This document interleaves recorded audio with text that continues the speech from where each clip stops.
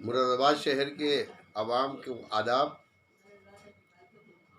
जैसे कि आपको पता है, हिंदी में निकाय चुनाव और उर्दू में बल्दिया इंतखाबात का सिलसिला 4 तारीख को वोटिंग होने के बाद ख़त्म हो जाएगा और आज 1 मई है, यानी कि एक दिन और बाकी रह गया है अपने प्रचार प्रसार और अवामी राब्तों के लिए। तो आज जब दिन निकला तो लोगों को ख़बर मिली कि समाजवादी पार्टी के जो उम्मीदवार हैं उनकी गाड़ी पर नामालूम अफराद ने हमला कर दिया और उनको धमकी दी। बाद में मालूम हुआ कि वो हमलावर जो लोग थे वो समाजवादी पार्टी के ही लोग थे, क्योंकि वो नाराज़ थे इस वजह से कि उनको मेहनत तो उन्होंने की, 5 साल दरियाँ बिछाई, प्रोग्राम किए, अवामी राब्ते किए और जब उसका फल लेने के लिए उन्होंने कोशिश करी तो उनको दरकिनार कर कुछ नाम निहाद समाजवादी पार्टी के नेताओं ने, जिन्होंने काफ़ी बड़े पैमाने पर एक नेटवर्क बिछा रखा है माफिया का, उन्होंने अपने लोगों को रातों रात टिकट बांट करके और किस तरीके से उन्होंने राष्ट्रीय अध्यक्ष समाजवादी पार्टी से अप्रूवल लिया है तो वही जानते हैं। लेकिन उसका गम गुस्सा शहर के अंदर आम है और तकरीबन 20 ऐसे पार्षद हैं जो मौजूदा टिकट बांटने के सिलसिले से, तकसीम करने के सिलसिले में नाराज़ हैं और उनको लगता है कि वो उनके साथ हक तलफी हुई है। जैसे कि ये वाक़या मैंने अभी आपको बताया, तुलबा यूनियन यानी कि विद्यार्थी यूनियन जो समाजवादी पार्टी की है उसी की तरफ से ये सबसे बड़ा एक एक्शन लिया गया। इसके अलावा वार्ड 59 में भी एक ऐसा वाक़या हुआ है और एक मोहल्ला पीरज़ादे में भी ऐसा वाक़या हुआ कि जो पुराने कारकुनान थे, पुराने कार्यकर्ता थे, उनको नज़रअंदाज करके 2-4 दिन से बने, बल्कि एक ही रात पहले बने अध्यक्ष, नगर अध्यक्ष ने अपने हिसाब से टिकट तकसीम किए, जिसका नुकसान, जिसका खमियाजा समाजवादी पार्टी को सामने आ सकता है। अभी पिछले जो विधानसभा असम्बली इंतखाबात हुए उसमें जब रिज़ल्ट काउंटिंग हो रही थी तो ख़बर आ रही थी कि यूसुफ अंसारी 21,000 वोटों से जीत रहे हैं। फिर पता चला कि अब जीतने वाले हैं, लेकिन एक बीजेपी विधायक के साथ और नेताओं के साथ उनकी कोई मीटिंग हुई और उसके बाद ये खबर आई कि यूसुफ अंसारी चुनाव हार गए। उसमें लोगों को बड़ी तफ्तीश हुई और मालूमात करने पर पता चला कि नहीं, वो सब खबरें गलत थीं और हाजी यूसुफ अंसारी ने कहा कि मैं हाई कोर्ट जाऊंगा, सुप्रीम कोर्ट जाऊंगा, और उसके बाद वो गए कहीं भी नहीं और घर में बैठ गए। और इस बार भी उन्होंने ये गेम खेला कि एक ऐसे गुमनाम आदमी को मेयर का टिकट दिया जिसको को आवाम जानती पहचानती नहीं, और आवाम तो बहुत दूर की बात है, जो पत्रकार लोग हैं वो उनको जानते पहचानते नहीं है, जो समाजवादी पार्टी के पुराने कार्यकर्ता हैं वो उनको जानते पहचानते नहीं हैं। उन्होंने एक बहुत अच्छा काम किया था रईसुद्दीन नईमी ने कि अब से 4 साल पहले डॉक्टर एस.टी. हसन साहब के 20 फीट और 30 फीट बड़े होर्डिंग पूरे शहर में करीब 10 होर्डिंग लगाए थे। तो लोग उस वक्त अचंभे से देख रहे थे कि चुनाव तो हो चुके हैं, इलेक्शन तो हो चुके हैं, ये अब होर्डिंग अब क्यों लग रहे हैं। लेकिन वो पुराना फंड पड़ा हुआ था उनके पास, तो उन्होंने एस.टी. हसन साहब के ऊपर लगा दिया और उस का फल उन्हें इस चुनाव में मिला। हालांकि अगर उनको चुनाव लड़ना था तो 1 साल पहले अगर वो काम करना शुरू करते तो उनकी ज़मीन मजबूत हो सकती थी। लेकिन शायद उनको इस बात का इल्म था कि मेरे ताल्लुकात डायरेक्ट राष्ट्रीय अध्यक्ष से हैं, क्योंकि उन्होंने उनको अपनी फर्म में बुला करके, फैक्ट्री में बुला करके चाय पानी भी कराया था, नाश्ता कराया था, और वो उस ताल्लुकात पर अपने टिकट भी आए। लेकिन आवाम और कार्यकर्ताओं का और कारकुनान का कहना यह है कि करीब कई करोड़ रुपए का ये डील हुई जिसमें ये उनको टिकट मिला है।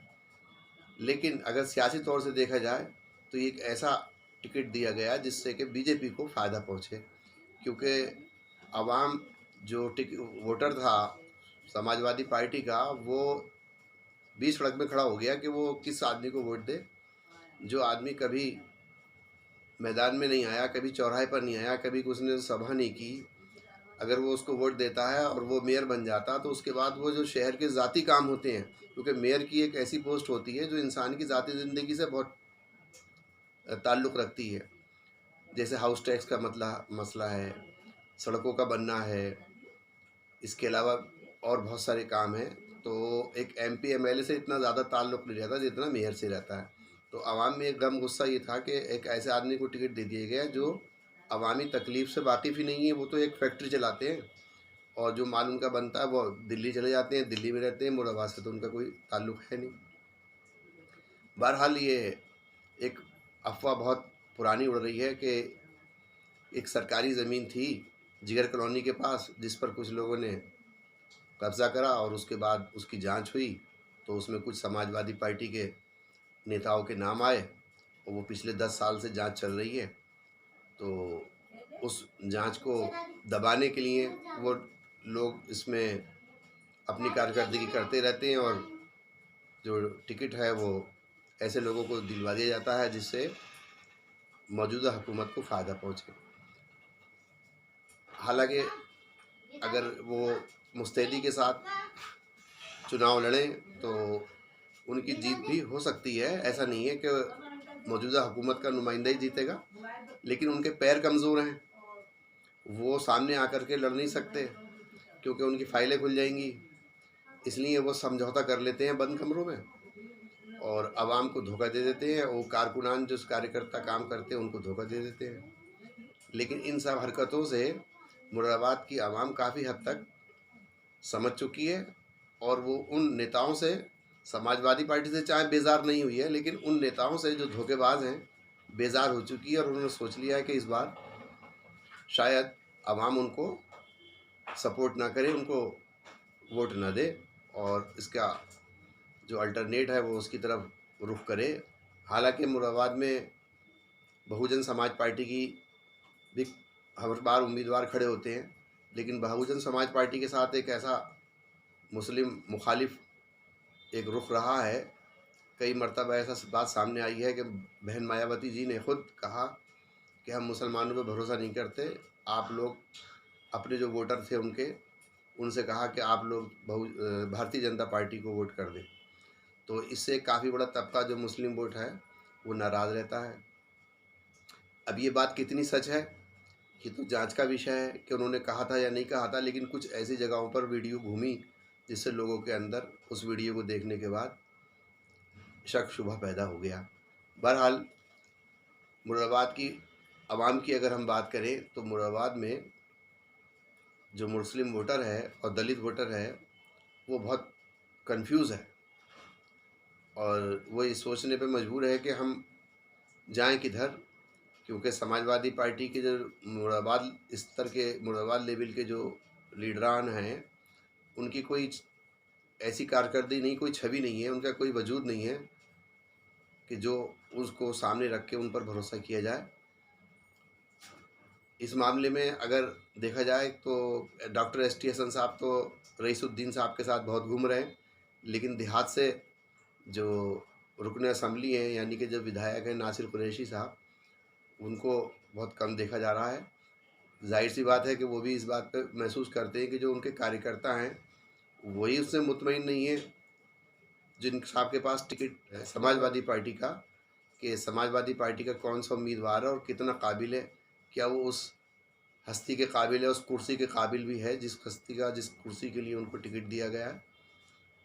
तो अब एक दिन बाकी है, हम देखते हैं कि आवाम इसमें अपना क्या फ़ैसला सुनाएगी। बहरहाल मुरादाबाद की ये पुरानी रविश रही है कि इंतखाब का जो दिन होता है यानी वोट डालने का जो दिन होता है उससे 24 घंटा पहले एक मुहिम चलती है और अचानक लोगों के ख़यालात बदलते हैं और एक तरफ़ा वोट पड़ जाते हैं। हो सकता है कि समाजवादी पार्टी के लिए कोई खुशखबरी आ जाए और उनको वोट पड़ जाए, लेकिन आज तक का जो सामने रिज़ल्ट है और आवाम की राय है वो ये है कि समाजवादी पार्टी को जो उनका वोट बैंक है शायद आधा वोट भी ना पड़े। और ये वोट कहाँ जाएगा, ये आपको इंतखाबात जब मुकम्मल हो जाएंगे, चुनाव पूरा हो जाएगा, आपको पता लगेगा। इसी के साथ मुझे इजाज़त दें। मैं Shahnawaz Ahmad Khan, real live news channel से। कमेंट में अपने विचार जरूर दें ताकि आपकी पसंद के कार्यक्रम दिखा सकें। समाचार व अन्य कार्यक्रम तथा प्रतियोगिता में भाग लेने के लिए सब्सक्राइब जरूर करें।